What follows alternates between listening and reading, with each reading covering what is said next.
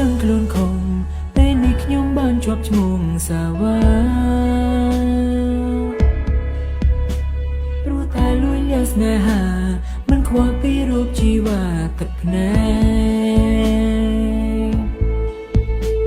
កតែណាស់ទៅខ្ញុំចង់ខ្ញុំគឺជាអ្នកធ្វើខំគ្រប់យ៉ា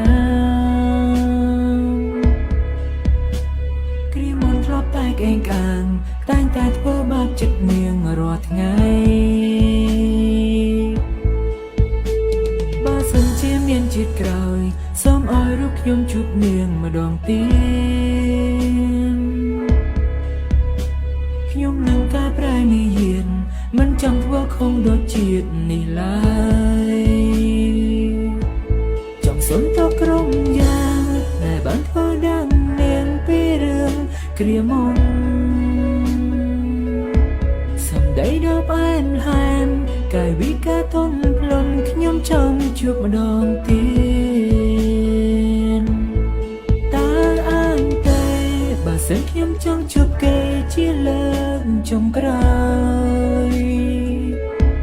បើខ្ញុំបានជួបហើយសន្យាថាមិនឲ្យឃើញមុខខ្ញុំទៀតទេ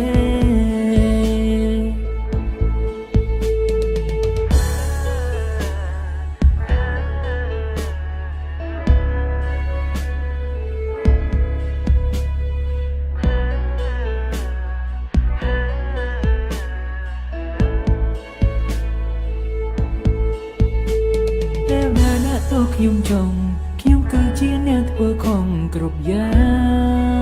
ង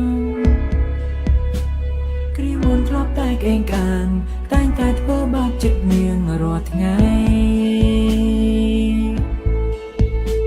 បើសិនជាមានជាតិក្រោយសូមឲ្យរូបខ្ញុំជួបនាងម្ដងទៀត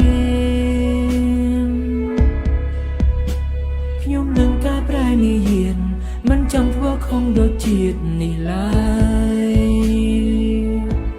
ចង់សុំទៅក្រុមយ៉ាងដែលបានធ្វើដាំនាងពីរឿងគ្រាមុនសម្ដីដ៏ផ្អែមល្ហែមកាយវិការទន់ភ្លន់ខ្ញុំចង់ជួបម្ដងទៀតតើអញទេបើសិនខ្ញុំចង់ជួបគេជាលើកចុងក្រោយខ្ញុំបានជួបហើយសន្យាថាមិនឲ្យឃើញមុខខ្ញុំទៀតទេ